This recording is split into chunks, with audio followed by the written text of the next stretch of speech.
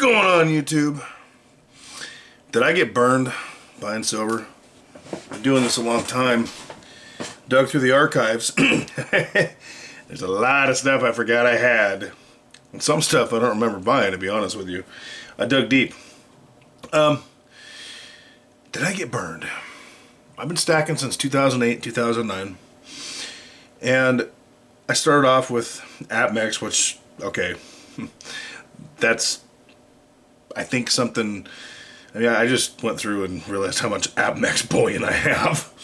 It's pretty impressive in a way. It's also kind of depressing in a way, just because I think most of us started off with APMEX, and most of us have learned that they're not the cheapest option out there. They do have quality stuff, though, I'm not going to lie. But you're going to pay. And I was looking at my beginning stuff. And I found the very first piece of silver I ever bought. Check that Constitutional Stacker pen. Now, I'm not a financial advisor. You've all heard that before. Also, please go find me on Rumble, link in the description below. Support me there. And I found my first piece of silver, this Canadian piece. And I think I bought a bunch of these. I don't know where the rest of them are. These silver U.S. mail stamps that are plated in gold. And at the time I was like, yeah, I got some gold. I got a deal. Now, I want to say I didn't stack real heavy in the beginning. I started stacking really heavy around 2012, 13, 14, and then on from there. But I did stack. And the most expensive, most expensive piece of silver I ever bought was when it was at $37 an ounce. And looking back, did I get burned? And I'm going to say no. And I'm going to say no because silver taught me so many things, number one. And number two, because I learned when I went on, as I went on, I was able to dollar cost average pretty effectively. I think I've done really well. Bought my first ASE, I don't know, probably 2010 or 11. I never stacked a lot of them. I've talked about that a lot. And someone actually told me a long time ago when I started this channel, you can't dollar cost average gold and silver. It doesn't work that way. Well, it does. So whoever that person was, I don't remember, but clueless, absolutely clueless. Now, being that I paid $37 an ounce for silver for a short time, luckily the price didn't, the price came down pretty quickly because y'all have been doing this a while, and I don't regret it. I would do it all over again. By the way, thanks again, Savage, for these bars you sent me. Sweet. And I look at it like it taught me a lot. At the time, I couldn't save a penny. If you gave me $5, I was going to find a way to spend 10. And I was going to need, another 100 because I was behind on every bill. And what it did for me was it taught me how, in fact, maybe it was good that I started kind of buying, around the time that the price was a little more, because I knew I wanted more of it, and it taught me a discipline. It taught me how to save fiat to buy money. And in that respect, it was a good thing. I look at it like an educational process, a journey, if you will. It gave me a sense of value of money. I mean, who is going to take one of these? And of course, I didn't buy 10-ounce bars when I started off. I didn't understand the premium thing. I didn't understand, that it was cheaper. And quite frankly, I didn't have the money. And now that's one of my favorite sizes. Boy, I'm clogged up tonight. Apologize. And it taught me to spend less money on stupid crap, and to set it aside so I could purchase more of this stuff. And it snowballed from there. It became my thing, and it was one of those things I stuck with throughout the years. A lot of people, and I will continue to do so, a lot of people, they get on this new kick for a while, and then they forget about it, and it's never to be heard or seen again, whatever it is. Silver was like that for me. There was probably a year and a half where I didn't stack much or even at all. Probably a little bit, but not much.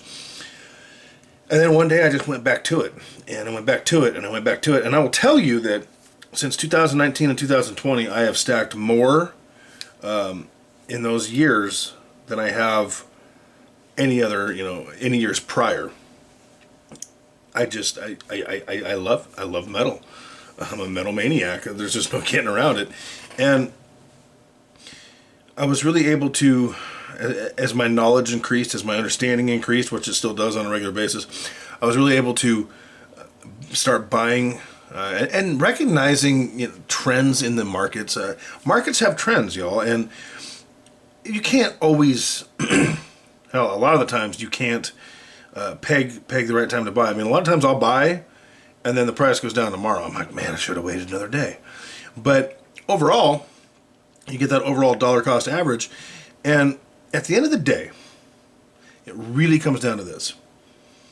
I have something, a store of value. I have saved money, and that is the number one thing it taught me to do. Would I go back and change the history of my stacking? Absolutely not, because while it could have been done more effectively, it always can be done more effectively. My strategy now could always improve. It's pretty damn good though, but it could improve. And while that's true, it's part of the journey. It's part of how we learn and progress. I love to be wrong. I'm going to be honest with you. I love to be wrong, and I'll tell you, it's because when I'm wrong, it gives me a chance to learn something. And I've been wrong. I've stacked the wrong way, absolutely, and I'm very adamant about certain methods of stacking, and there's reasons for it. There's experience behind it, and I've received emails from people since I started this channel a number of times, running something by me, or questions in live chats, or comments on videos, and I always do my best to guide them away from my mistakes when I was a young stacker. But I wouldn't trade it for the world, because it taught me how to save money. And one of my favorite things in the world is money. I mentioned this in, I think it was my Rumble video, one of my last ones, that people talk about stacking goals all the time. Once I get to X amount, I'm done. I don't understand that, because to me, there's no such thing as having too much money. So if I got to buy another safe, which is coming up already, that's pure insanity. That's a good problem, because that means I have more money. And silver has really taught me how to do that. Yes, I can save cash.